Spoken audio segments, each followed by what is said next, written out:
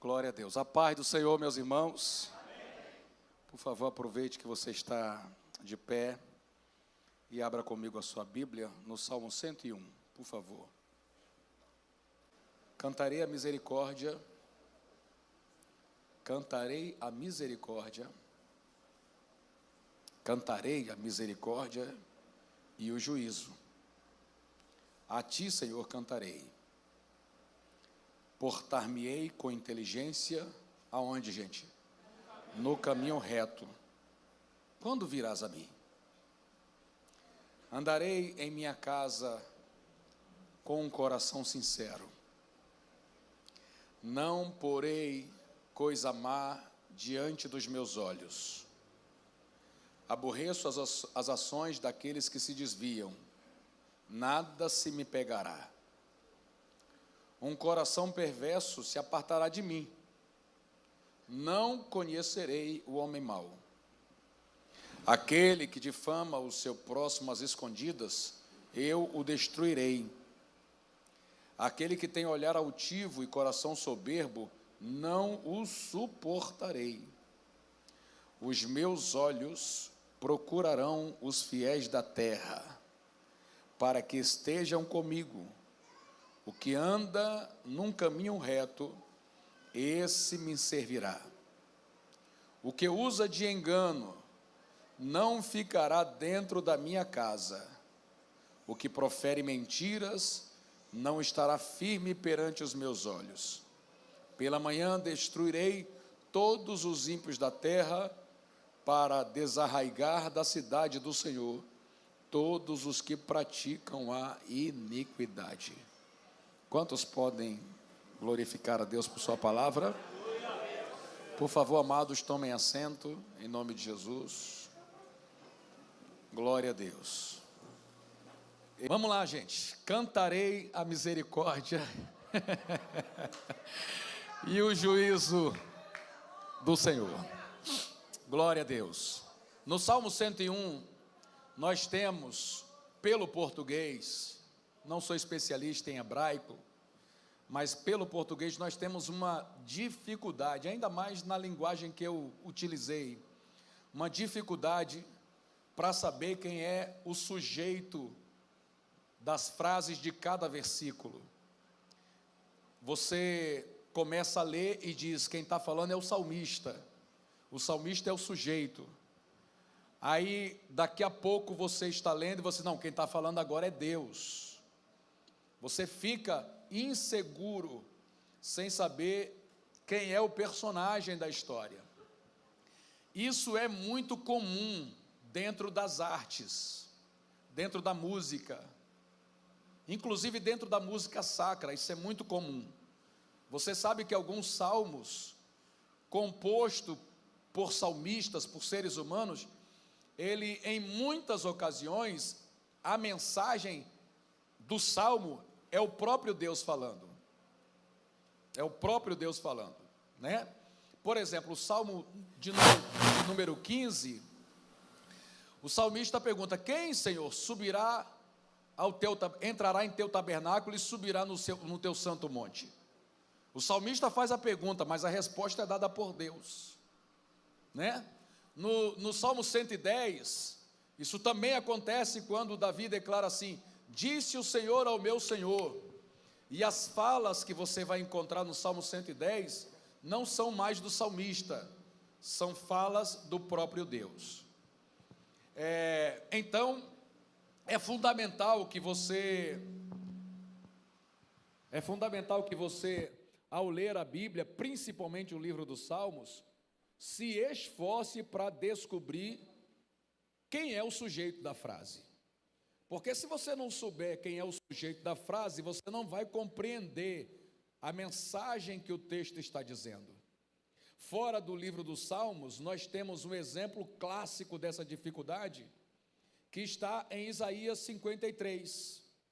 Em Isaías 53, a Bíblia diz que ele foi subindo como renovo, como raiz de uma terra seca, e você conhece o texto, pelas suas pisaduras fomos sarados. Lembrem que lá no livro dos Atos dos Apóstolos, quando Filipe se colocou do lado da carruagem do eunuco, O eunuco estava lendo, o etíope estava lendo exatamente Isaías 53. A Bíblia diz que ele estava lendo aquele trecho da Bíblia, mas ele estava confuso, ele não conseguiu descobrir quem era o sujeito daquela profecia, o sujeito das frases. E aí, Filipe perguntou para ele: entendes o que lês? E ele disse assim: não entendo porque não tenho quem me explique. Aí convidou Filipe para subir a carruagem e explicar a ele o que as escrituras estavam dizendo. E a pergunta que o eunuco faz tem tudo a ver com esse problema que eu estou levantando. Ele diz assim: ele está falando de quem? De si mesmo ou de outra pessoa? Então, o eunuco, apesar de ser um homem entendido, ele era administrador de toda a riqueza da rainha de Candace. Apesar de ser um homem inteligente, um estudioso, ele, quando leu a profecia, teve dificuldade. O profeta está falando de si mesmo, ou ele está anunciando alguém? Gente, e ele estava lendo no seu próprio idioma, não estava lendo no nosso, que já cria um prejuízo maior. É como se o eunuco dissesse: ele está falando em primeira pessoa ou em terceira pessoa? Faz diferença, não faz?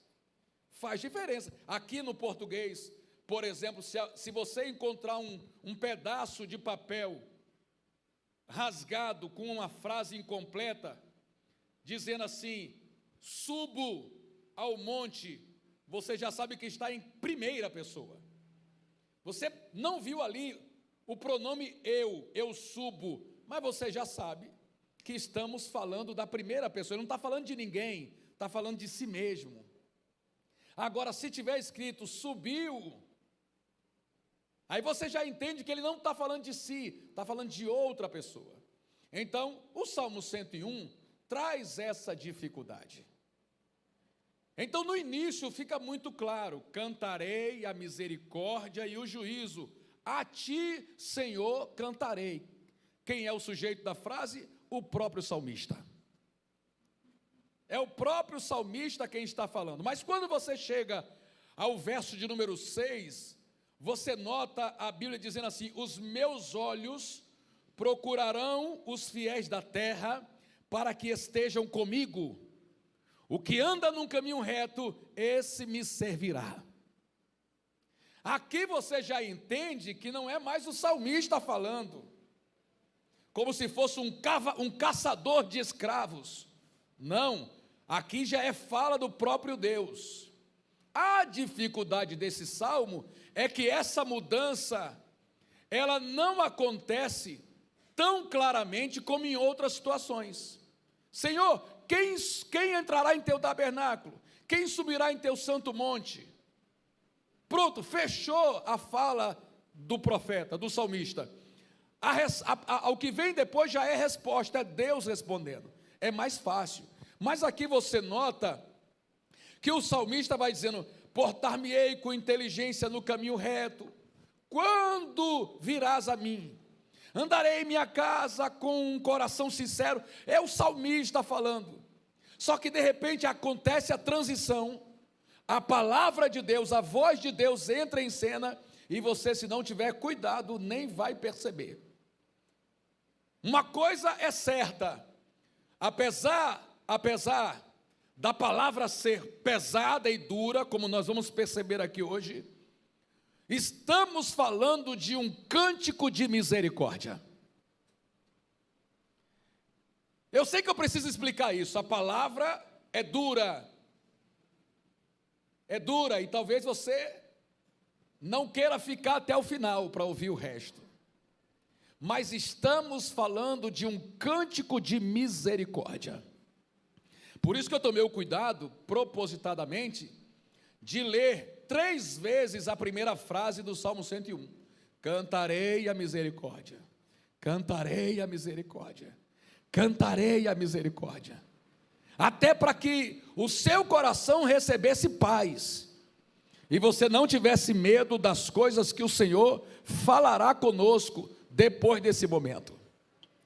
E para entrar, propriamente dito, no que vamos explorar do verso de número 6, eu ainda quero dizer que Deus só corrige quem Ele ama.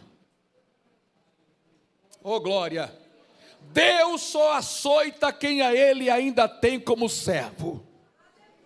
No dia que você sentir que pode pecar sem pesar na consciência, anote o que eu vou lhe dizer. Provavelmente Deus já abandonou você. Mas enquanto tua alma entrar em angústia, pelo mínimo erro que seja, enquanto você sentir vergonha, se sentir constrangido por qualquer pecado cometido, pode levantar a mão para o céu. Estamos diante de um cântico de misericórdia. A misericórdia de Deus ainda está à sua disposição. Mas se você está sem repreensão, a Bíblia diz: você não é mais filho, você é bastardo. Bastardos não são repreendidos. Nós temos uma condição social no Brasil cada vez pior, porque as famílias se afrouxaram, os laços familiares foram destruídos. Talvez, se a média dessa igreja acompanhar da nação brasileira, nós temos aqui cerca de 50% ou 60% de pessoas que foram criadas em lares disfuncionais, aonde a figura paterna e materna foi descaracterizada, se não for maior esse número. E eu estou falando de uma igreja, mas somos o reflexo, viemos de lá de fora, trazemos essa história. Muita gente chega na igreja com a situação conjugal, familiar destroçada. Eu recebi um irmão que aceitou Jesus com 58 anos de idade, e ele estava naquela ocasião no seu 4º casamento, que também não deu certo. Então veja, esse é a matéria-prima, vamos dizer assim, o conteúdo social que a gente recebe dentro da casa de Deus, por causa de uma destruição em massa que a família está sofrendo lá fora. Essa terrível situação das famílias, essa terrível situação dos pais, das mães, está trazendo mazelas terríveis para a condição emocional das pessoas. E por isso que tantos de nós estão adoecidos, porque não trouxeram para a casa de Deus referência sadia de paternidade e de maternidade. Talvez se a gente entrevistasse todas as pessoas aqui, nos assustaríamos com a quantidade de gente que diria: as minhas maiores dores foram provocadas pelo meu próprio pai. Outras talvez dissessem: os meus maiores problemas na vida eu tive com a minha própria mãe. Talvez um outro grupo dissesse: quando eu estou caminhando para casa, já entro em aflição. Entrar em casa para mim parece que eu estou entrando num covil de lobos. É um lugar ácido, é um lugar doentio, é um lugar maldito. A minha casa não é um lar, eu não posso chamar de lar. Talvez a gente tenha representação de pessoas aqui que, se pudessem, morariam na igreja só para não terem que voltar para casa. Tamanha é a desconstrução que foi promovida lá fora, e a igreja, de uma certa forma, acabou permitindo que a sociedade se corrompesse a esse nível. E aí o problema é o seguinte: muitos de nós, à luz do dicionário, são filhos bastardos, porque a bastardia, por definição do Aurélio, ela é a condição de quem nasceu fora da aliança do casamento. Se você não tem o nome do seu pai na sua identidade, à luz do Aurélio, eu estou falando Aurélio, você é bastardo. Se você, apesar de ter o nome do seu pai, não foi criado por ele não te considerou, não te deu a proteção da paternidade, à luz do dicionário, eu estou tomando esse cuidado, à luz do dicionário, você é bastardo. E a bastardia é uma condição que ninguém queria para si. Pergunte a quem foi criado sem pai, se ele não gostaria de ter tido um pai. Pergunte para quem foi criado na casa de outras pessoas, se ele não gostaria de ter sido criado na casa de um pai e de uma mãe saudáveis para cuidar deles. Deus já sabia de tudo isso. Sabia que a nossa geração se corromperia a esse ponto? Sabia que as mulheres seriam abandonadas pelos maridos? Que se sentiriam desprotegidas? Oprimidas, algumas oprimidas pelo homem que jurou amá-la, pelo homem que jurou prometê-la. Como é que fica a saúde mental das pessoas?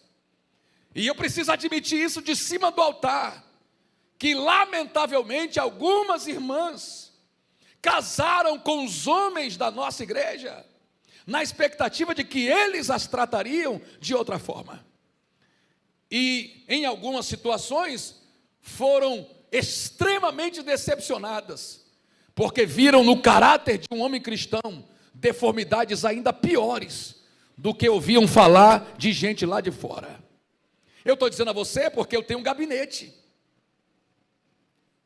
Eu estou dizendo a você porque a gente atende, a gente sabe que esse problema lamentavelmente ainda acontece.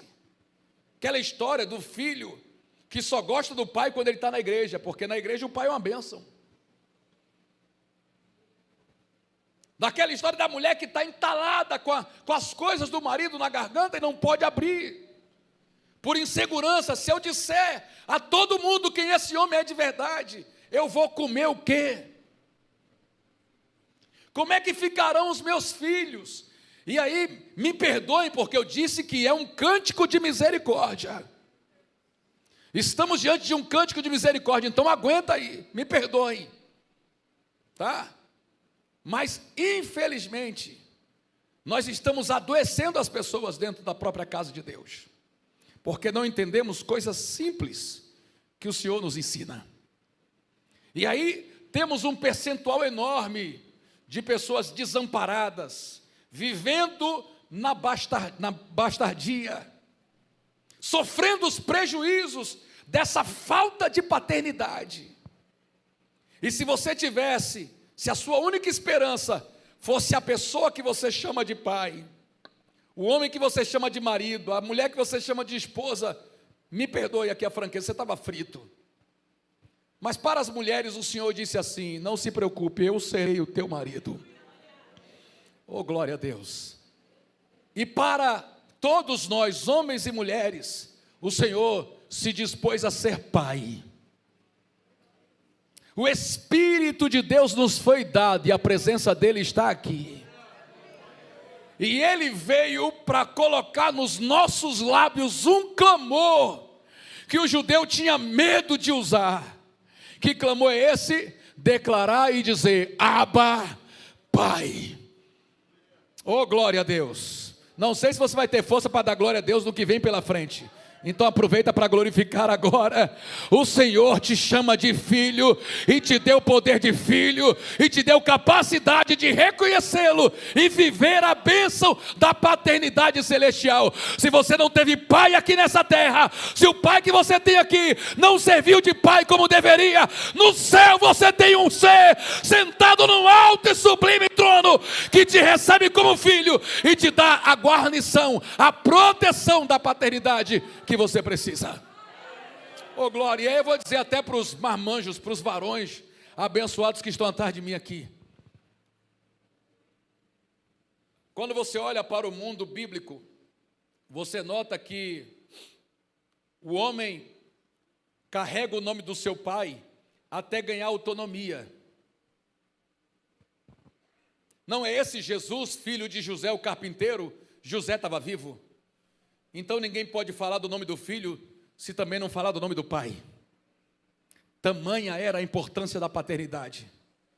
Mas depois desse momento ele só é chamado de Jesus, porque José já não podia fazer mais nada por ele. Ele agora tem autonomia. Eu sei, porque o Espírito Santo está confirmando isso, que atrás de mim nós temos homens, e na minha frente também, que já deviam ter autonomia para regerem com sabedoria suas próprias vidas, mas ainda não possuem, porque talvez nunca receberam. Mas o Espírito de Deus, que veio a essa terra para nos devolver a bênção e o poder da paternidade celestial, me autoriza a dizer a todos os homens dessa casa: eu posso completar a vossa hombridade, diz o Senhor. Oh glória, alguém concorda com isso e pode glorificar a Deus? Eu posso completar a vossa hombridade, diz o Senhor. Aleluia. Irmãos, eu gosto demais de estudar esse negócio, porque a Globo me ofendeu. Eu estava com 45 anos de idade, quando eu li uma matéria na Globo que disse que no Brasil, um homem vira homem de verdade, em média, aos 42 anos de idade.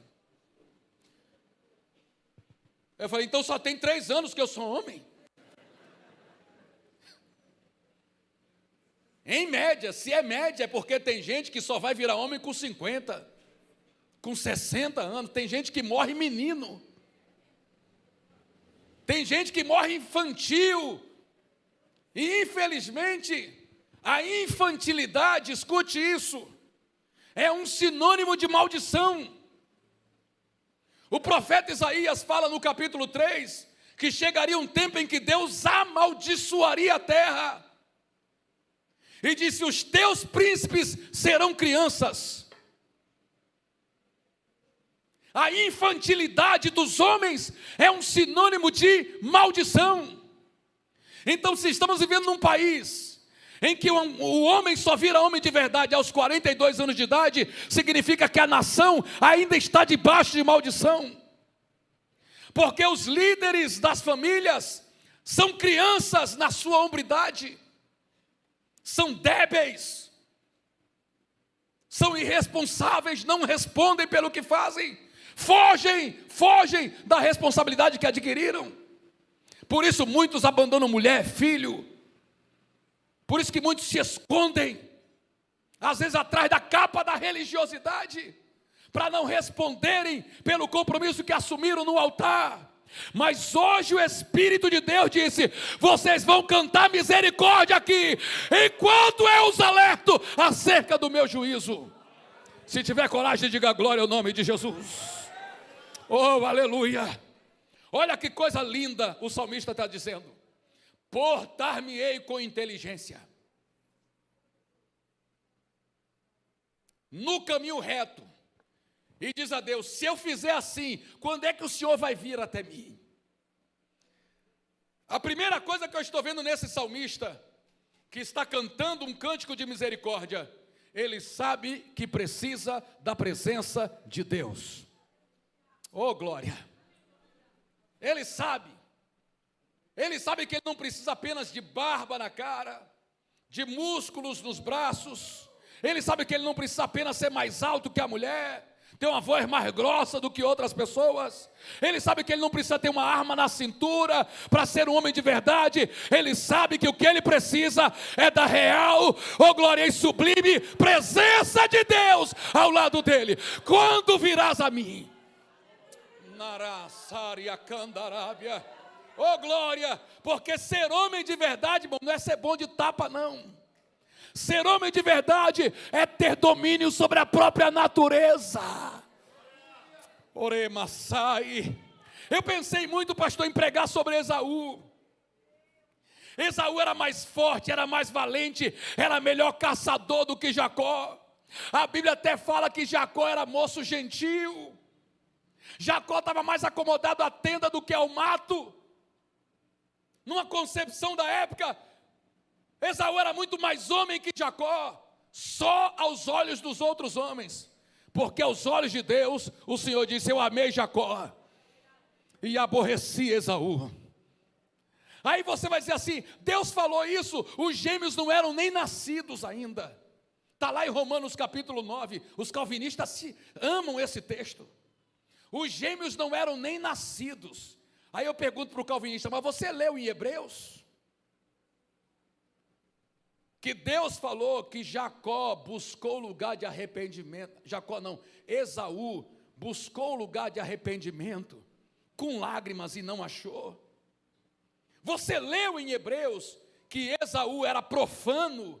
Leu? Nassai. Jacó, que todo mundo chama de enganador, era fiel. E Esaú, que todo mundo chama de caçador, era profano. Sabe o que é profano? É gente que não respeita a coisa sagrada. A gente está em obra lá na igreja, e uma empresa foi contratada para fazer o altar, e quase que os irmãos da minha igreja agridem um rapaz que estava trabalhando, porque o cara cuspiu no púlpito. Irmãos, aqueles crentes novo convertido falou: pastor, me tira daqui. O cara cuspiu no púlpito, pastor. E ainda bem que eu não estava perto, porque eu acho que eu não ia ter a graça que o pastor Jair teve. Mas na concepção, aquela inquietação que o irmão declarou, é fruto de quê? Na cabeça dele, aquele rapaz foi profano. Não respeitou lugares sagrados. Tudo bem, merecia um pedala Robinho, mas você vai entender comigo que Deus não habita em templos feitos por mãos de homens. Oh glória, Ele habita em templos que Ele construiu com a própria mão. Aleluia, pode glorificar a Deus aí. Mas Esaú não tinha respeito por coisas sagradas. Por isso que Deus o desprezou. Então, quando eu volto ao tema, eu digo assim: Jacó era muito mais homem que Esaú. Porque Esaú era homem até a vontade dele pedir alguma coisa. E sabe quem é que vive pelas vontades que tem? Menino. Menino é que quando quer alguma coisa, faz birra, chora, até ter o que quer. Homem que é homem de verdade, aprende que há um tempo para todas as coisas, aprende que tudo é lícito, mas nem tudo convém, aprende a ter domínio sobre a própria vida e sobre a própria carne. Isso é ser um homem de verdade.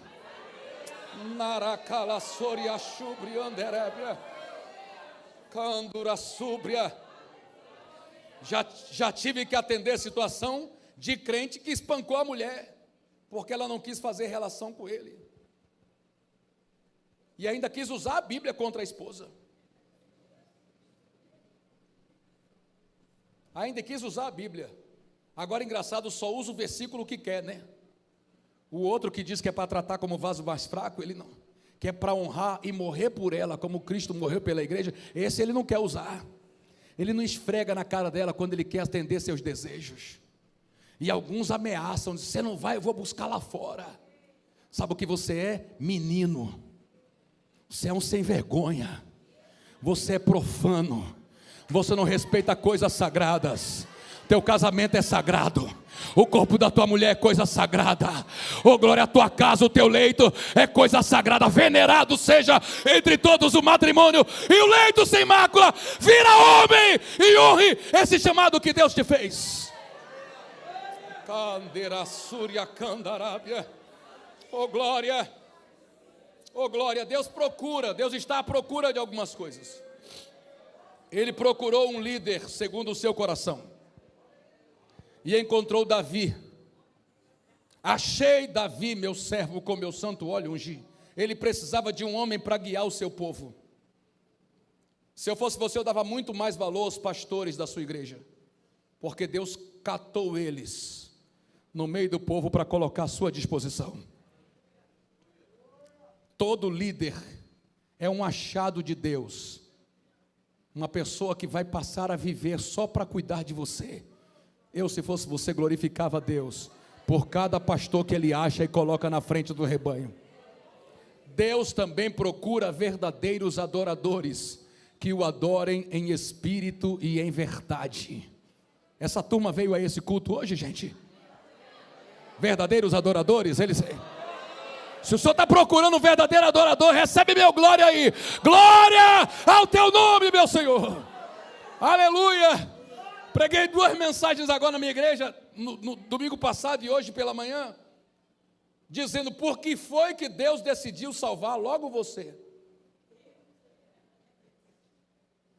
Quem aqui estranhou o fato de Deus ter escolhido logo você? Deixa eu ver. Quem aqui, se fosse Deus, não teria salvado a você? Quem aqui não? Ia escolher outras pessoas em vez de você mesmo. Aí eu preguei para a igreja, por que foi que Deus decidiu salvar logo você? Aí eu falei várias coisas, foram 2 mensagens seguidas, mas uma delas está dentro do que eu acabei de dizer. O salmista disse assim: eu já estava morrendo quando a tua mão me salvou. Eu estava descendo a sepultura quando o Senhor me libertou. Aí disse: eu estou vivo, por isso eu te adoro. Os mortos e a sepultura não te louvam, ó Senhor, mas os vivos te adoram. Aí eu disse: sabe por que Deus te salvou? Porque sabia que você seria adorador, oh glória, porque você serviria para adorá-lo. Eu vou salvar esse, porque esse não vai ter vergonha de me adorar. Alá, calá, saba, xuriandaraia, durabacandarai, elabachura, gassúbria, oh glória. Ele procura adorador, ele vou salvar porque vai virar adorador. Antes era chincheiro, maconheiro, atribulado, oprimido, assassino, homicida, prostituto. Mas Deus olhou lá dentro e disse: mas tem um coração diferente. Oh glória, se eu tirar essa sujeirada toda, oh glória, se eu tirar essa sujeirada toda, ele vai virar um adorador, vai exaltar o meu nome. Para sua surpresa, no dia da crucificação de Jesus, muito religioso xingou ele. A boca fala, irmão, como é que diz a Bíblia? Do que o coração está cheio. Muito religioso passou por lá e xingou ele. A Bíblia diz: lhes diziam impropérios, xingamentos, palavrões. Devia ser uma vergonha. Que isso, sacerdote? O cara xingando. E no meio do xingamento dizia: salvou os outros e não pode salvar a si mesmo? Desce da cruz para que cremos em ti. De repente, um bandido, um ladrão condenado, salteador, do lado direito da cruz de Jesus, chamou a atenção do outro, dizendo: rapaz, nem na hora da morte você teme a Deus. Nós estamos aqui porque merecemos. A cruz é justa para mim e para você, mas este nenhum mal fez. Olha o primeiro louvor: santo, santo, santo, oh glória, esse nenhum mal fez. Aí olhou para Jesus e falou: Senhor, oh glória, ou seja, Kadosh, aleluia, El Shaddai, El Elion, Jeová, se lembra-te de mim quando entrares no teu reino. Já chamou de rei. Pronto, ainda hoje estarás comigo no paraíso. Deus está à procura de verdadeiros adoradores que o adoram em espírito e em verdade. Mas Deus também está à procura de fiéis. Eu estou dizendo a vocês, é um cântico de misericórdia. E para quem acha que Deus e o pastor Jean estão irados enquanto prega esse tipo de mensagem, eu vou insistir mais uma vez para você não correr daqui. É um cântico de misericórdia. A nação brasileira está debaixo de maldição. As famílias estão se esfacelando e os homens não viram homens de verdade. Continuam infantis, sem contar os que viram mulher. Eu estava no shopping Nova América, cheguei lá umas 3 da tarde, e o shopping estava vazio com a minha esposa, dia de semana, a gente caminhando, pipoca, e come, e não sei o quê. Os meninos estavam, não sei nem para onde eles estavam, eu estou curtindo com ela. Quando deu 18 horas, passou 2 homens barbados por mim, de mão dada. E pior que parece que o demônio sabe que vai cruzar com um crente, e ele decidiu dar um beijo na boca do outro, bem na hora que passou por mim. Falei: Jesus, há poder no teu sangue. Dei mais uns 4 ou 5 passos, outro casal, outro par de homens. Aí virei um corredor, outro par de homens. Eu sei que quando eu vi o 4º ou 5º par, eu falei para minha mulher: não me solta não, hein? Está acabando, só está sobrando eu para você aí. Melhor tu dá valor ao varão aqui. Dá valor ao varão, né, pastor? Estão massacrando a hombridade. Estão massacrando a paternidade. Estão massacrando o patriarcado. movimentos combinados, patrocinados por muito dinheiro, patrocinado pela riqueza do diabo. Ele disse: todos os reinos do mundo e a sua glória me pertence. Ele está bancando para acabar com a figura masculina, para fazer com que os homens nunca sejam homens de verdade e nunca reflitam a imagem de Jesus Cristo. Está cada vez mais raro a gente encontrar alguém que se parece com Deus. Por isso que o verbo procurar entrou em ação. Os meus olhos, diz o Senhor, procurarão os fiéis da terra. Oh, glória a Deus! Se você é fiel, Deus está à tua procura. Se você abomina o pecado, Deus está à tua procura. Se você não gosta da iniquidade, Deus está à tua procura. Se você tem vergonha da imoralidade, Deus está à tua procura. Se você não gosta de coração perverso, Deus está à tua procura. Se você não é hipócrita, mas ama a sinceridade, Deus está à tua procura. Se você aborrece as mãos daqueles que se desviam do Senhor, Deus está à tua procura. Para que Ele está me procurando, pastor? Para você andar com Ele, para você andar com Ele na terra. Vem para o meu lado, meu servo, eu quero te apresentar para as pessoas. Oh, glória!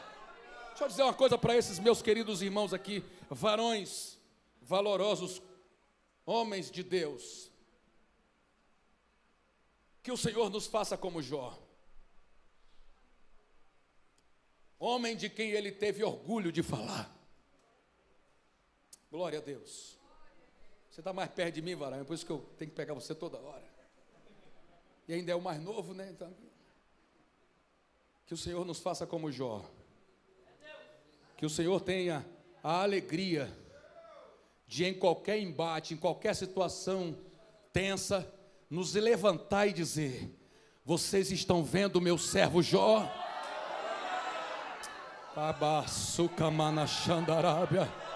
Homem reto, homem sincero, homem temente a Deus e que se desvia do mal. Oh, glória, alguém está entendendo isso? Deus quer te levantar para te apresentar a essa geração. Oh, glória. Se você puder, aplauda o nome de Jesus pela vida desse servo do Senhor. Deus está procurando você para ter a alegria de dizer: anda do meu lado. Porque Deus iria querer um homem andando do seu lado para te usar como referência numa terra de meninos, de homens infantis, de homens débeis. Um irmão, meu genro falou comigo: pastor, o senhor não vai acreditar, eu estava com a Daça em casa e a irmã fulana ligou para mim e pediu para que eu e a Daça fôssemos na casa dela matar um rato. E eu fui na casa dela matar o rato. Você já deve estar imaginando, né? Quando chegou lá, a irmã estava tentando matar o rato com a vassoura e o marido em cima do sofá.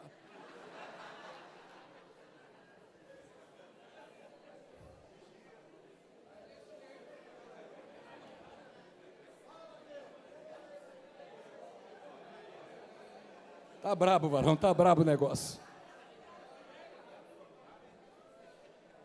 Não fala que eu falei não, mas uma vez eu peguei uma briga com a minha mulher e a gente passou o dia inteiro de tromba.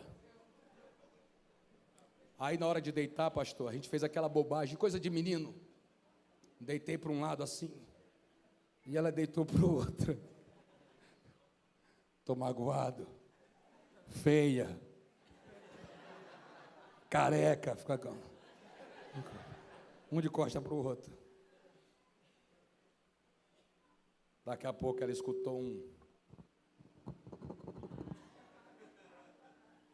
ela: o sangue de Jesus tem poder. Não estava falando comigo não. Aí eu pensei: deve ser um rato. Aí eu bicudo, falei: agora se vira. Tô nem aí. Aí ela acendeu a luz: o sangue de um rato, um rato. Aí eu estava com raiva dela, magoado, mas eu levantei, irmão, Depois de uns 20 minutos, o rato estava morto. Aí, quando eu estava me dirigindo para o quarto de volta, ela me agarrou. Ai, amor, obrigado. Eu estou criando os ratos lá em casa, qualquer coisa eu solto o outro.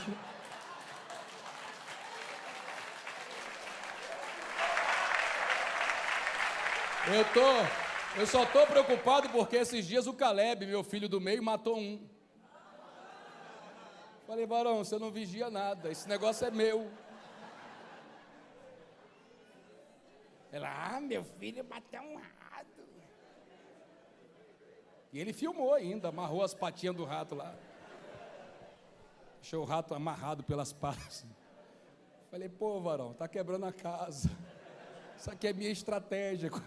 Quando o negócio tá pegando aqui, eu solto um para... Eu falo, deixa. Deus quer te usar. Homens, tem outros aqui na frente, mas a maioria está aqui. Homens, não está fácil para Deus encontrar homem de verdade. Não estou falando de hétero, não. Ser hétero é só um pedaço do que é ser homem. Ser hétero é só um pedaço do que é ser homem. Está ficando difícil para Deus encontrar homens de verdade. Quando ele começa a selecionar e encontra os héteros, eles puxam para um lado assim, e aí ele começa uma outra peneira para encontrar aqueles que respondem pelos seus próprios atos, que não fogem das suas responsabilidades. E ele vai peneirando, daqui a pouco sobra aqueles que não se vendem ao suborno, à corrupção, à imoralidade. Aí a peneira vai passando, no final, sobra um número muito pequeno. Dentro de um país como o nosso, sobra um número muito pequeno. Infelizmente, até dentro da igreja, Deus tem que fazer essa peneira. É por isso que ele está dizendo, eu estou procurando. Eu vou colocar ele para andar comigo.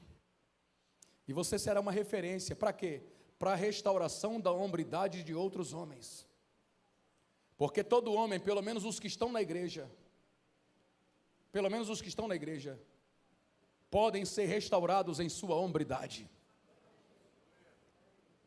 E a hombridade é semelhança a Cristo. Você já leu na Bíblia que Jesus gostava que chamassem ele de filho do homem? Porque nunca foi um problema ser um homem.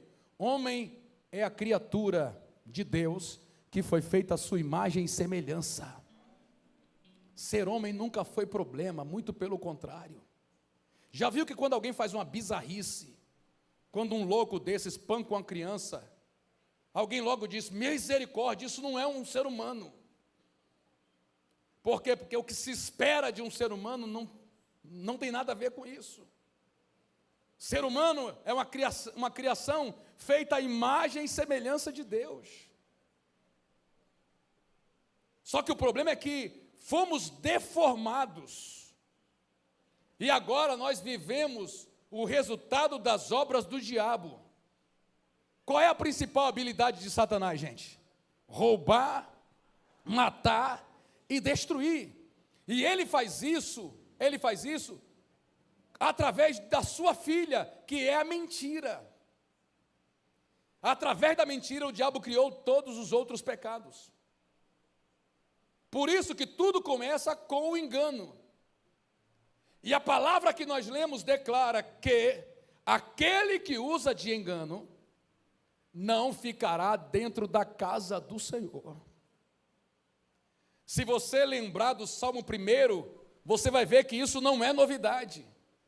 Bem-aventurado o varão que não anda segundo o conselho dos ímpios, não se detém no caminho dos pecadores, não se assenta na roda dos escarnecedores, antes tem o seu prazer na lei do Senhor, na sua lei medita de dia e de noite. Ele será como uma árvore plantada junto ao ribeiro de águas, cujas folhas não caem, dá o fruto na estação própria, tudo o que ele fizer prosperará. Os ímpios não são assim. Os ímpios são como a palha que o vento leva para longe, pelo que os ímpios não subsistirão no juízo, nem os pecadores permanecerão na congregação dos justos. Oh glória! Quem é um pouquinho mais antigo de igreja deve ter escutado o Senhor falar: vou sacudir a figueira. Nagasúbria.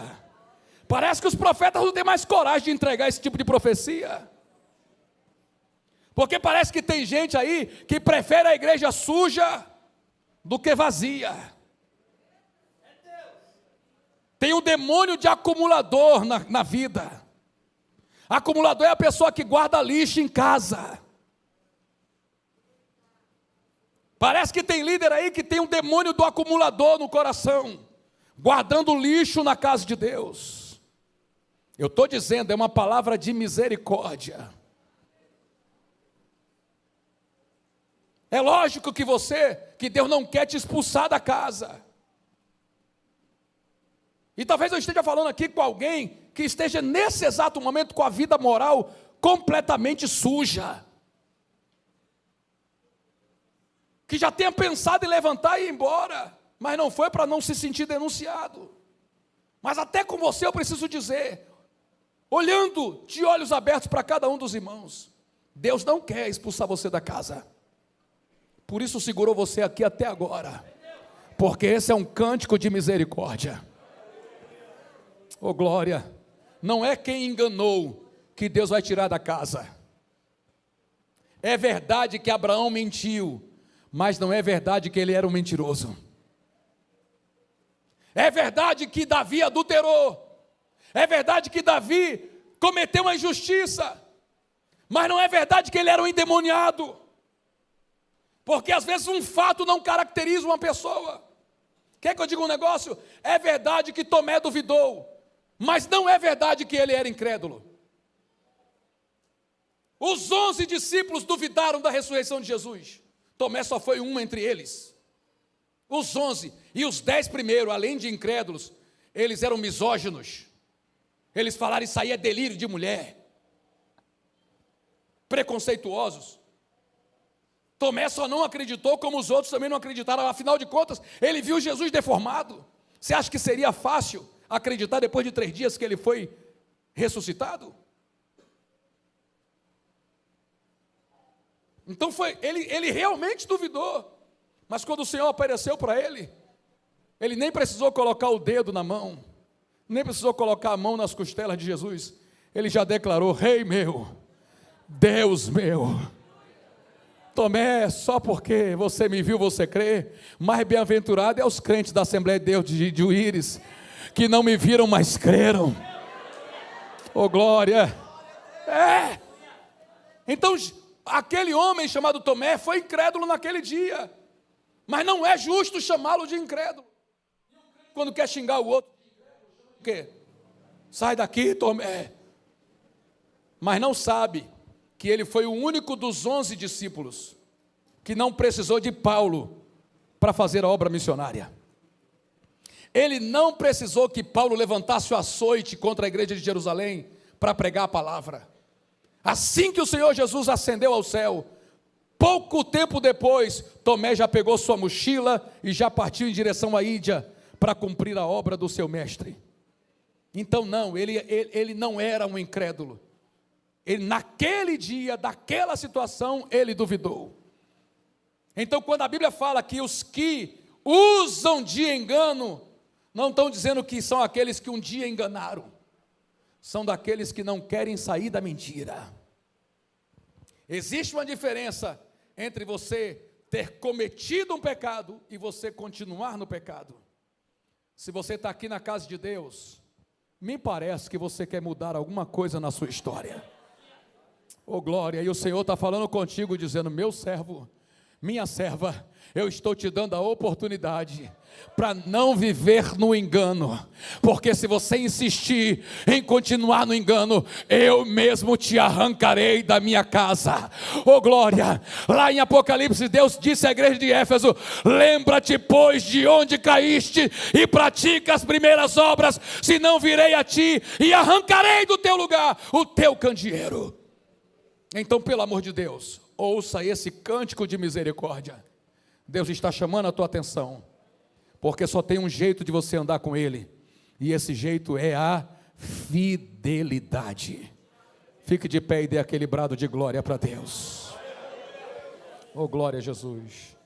Só tem um jeito de você andar com Deus, e esse jeito é a fidelidade. Louvado seja o nome do Senhor. Louvado seja o nome do Senhor.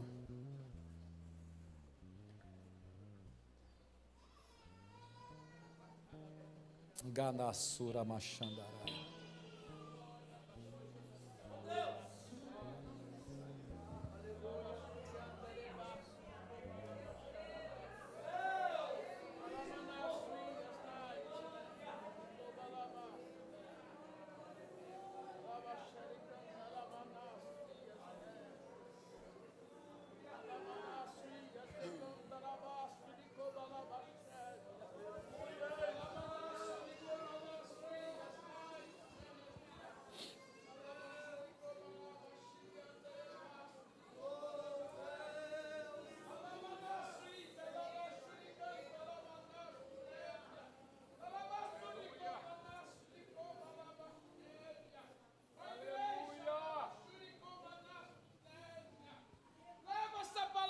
Nossos corações derrama.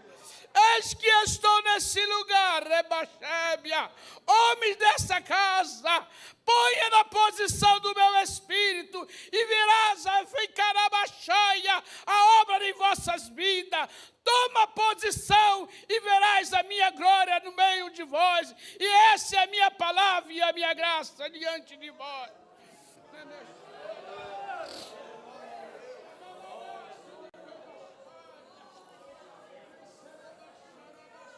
Eu também queria pregar aqui e falar que Deus vai te dar chave de casa, chave de carro, vai te dar uma mansão em Teresópolis, vai te dar uma viagem para Dubai. Ia ser muito mais fácil para mim. Mas se Deus está procurando os fiéis, eu estou tentando ser um deles. E eu lembrei de um negócio agora, enquanto eu orava a Deus, aqui, nesse momento, antes de Deus tomar o seu servo. E lembrei de uma história de acho que uns 20, 25 anos atrás, um pastor chamado Carlos Calheiro, não sei se ele ainda vive, mas esse pastor foi convidado para pregar em Brasília. E ele estava sendo muito esperado, porque, pelo menos na época, ele era muito usado por Deus. Eu vi a primeira pessoa paralítica voltar a andar através do ministério desse homem chamado Carlos Calheiro. Faz muitos anos que eu não ouço falar dele. E quando ele chegou em Brasília, uma comitiva de pastores foi receber ele no aeroporto. E um homem elegante, bonito, de terno, junto com os demais, estava no meio dos pastores. Todo mundo cumprimentou o pastor, ele abraçou. Quando ele chegou naquele homem, ele levantou o homem pela cintura, jogou o homem no chão e gritou no aeroporto de Brasília: adúltero, corrige os teus caminhos diante da minha presença. O cara levantou para bater nele. Tiveram que literalmente apartar os dois. O cara chamou ele de mentiroso, quis bater. Praticamente acabou a festa ali. O pastor visitou ele no hotel e: pastor, eu estou aqui para fazer a obra de Deus. No final da noite ele ainda foi pregar. O homem não apareceu. Na segunda noite o homem não apareceu. Na terceira noite, antes do pastor sair para o hotel, o cara apareceu na recepção. Pastor, deu ruim. Aí falou assim: eu vim lhe pedir perdão. Já confessei tudo para minha esposa. Não gostei que o Senhor me humilhou na frente dos outros. Aí ele disse assim: os pastores sabiam, mas eu que estou pagando a festa inteira. Ninguém aqui teve coragem de me repreender. Se não fosse a sua loucura, eu ia acabar indo para o inferno. Mas eu quero dizer ao irmão que já me consertei com a minha família e já disse ao pastor que eu estou pronto para ser disciplinado. Eu vim aqui para levar o irmão para a festa. Cântico de misericórdia. Cântico de misericórdia. Eu vou fazer um clamor agora, uma oração a Deus. E você ore comigo. Se você sentir no seu coração o desejo de vir aqui à frente, dobrar o seu joelho diante de Deus, fique à vontade. Se você não quiser fazer isso, ore aí mesmo onde você está. Mas às vezes você precisa dar um passo mais ousado para realmente voltar para casa transformado. Então fique à vontade do jeito que você sentir a Deus. Eu vou fechar os meus olhos e vou orar. A igreja vai fazer a mesma coisa comigo. Se você sentir que precisa pagar esse preço de sair do seu lugar e dobrar os joelhos aqui na frente, você faz dessa forma e será para a glória de Deus. Será para a glória de Deus. Se nesse momento alguém quiser aproveitar para entregar a vida para Jesus, fazer um pacto com o Senhor, receber Jesus como seu Salvador, também tem a oportunidade de sair do lugar e vir aqui diante do altar do Senhor, dizendo: Senhor, eu estou aqui para entregar minha vida ao Senhor, para receber Jesus Cristo como meu Senhor e meu Salvador. Então a igreja fecha os olhos comigo, para a gente orar a Deus agora. Fale com o Senhor. Glória a Jesus. Pode falar com Deus. Aleluia. É a misericórdia de Deus nos chamando para o prumo, nos chamando para o altar. É a misericórdia de Deus nos chamando para um posicionamento de santidade. Um posicionamento, uma correção de atitudes. É o amor de Deus que quer arrancar a maldição de sobre as nossas vidas. Está tudo dando errado, porque a gente insiste em fazer do nosso jeito. Tudo que foge do padrão da Bíblia dá problema, igreja.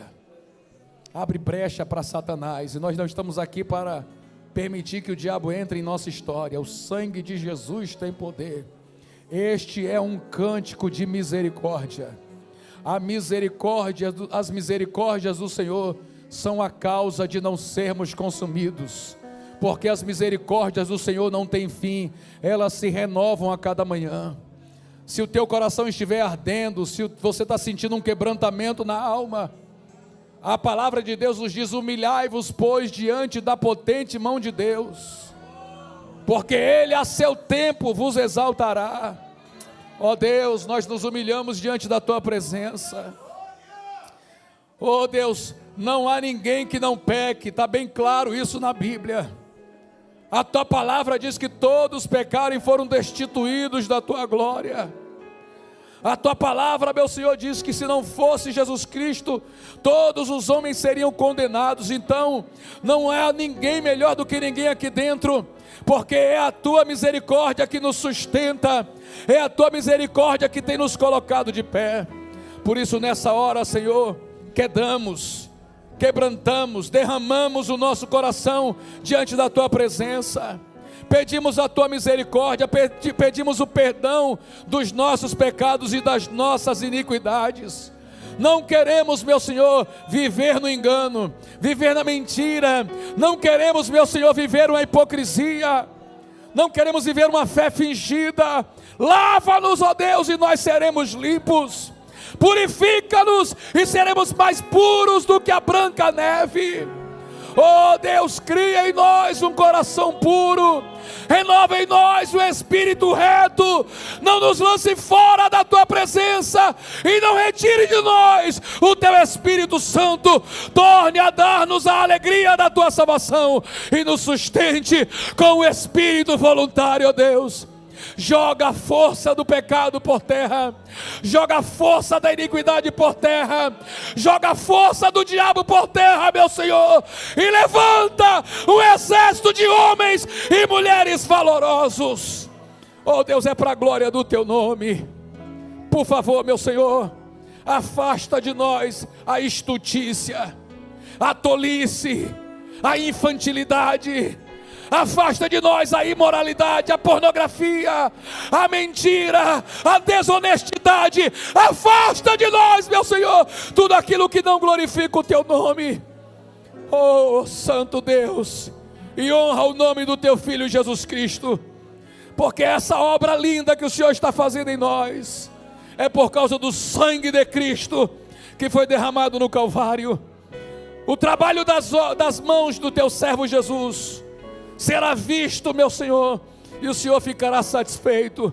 Eu sei que há jeito para cada um de nós, por isso nos humilhamos diante da tua presença, nos colocamos diante de ti, ó Deus, e gritamos como muitos já gritaram: salva-nos, ó Deus, desse mundo perverso, desse mundo corrompido, e salva-nos de nós mesmos, meu Senhor, em nome de Jesus.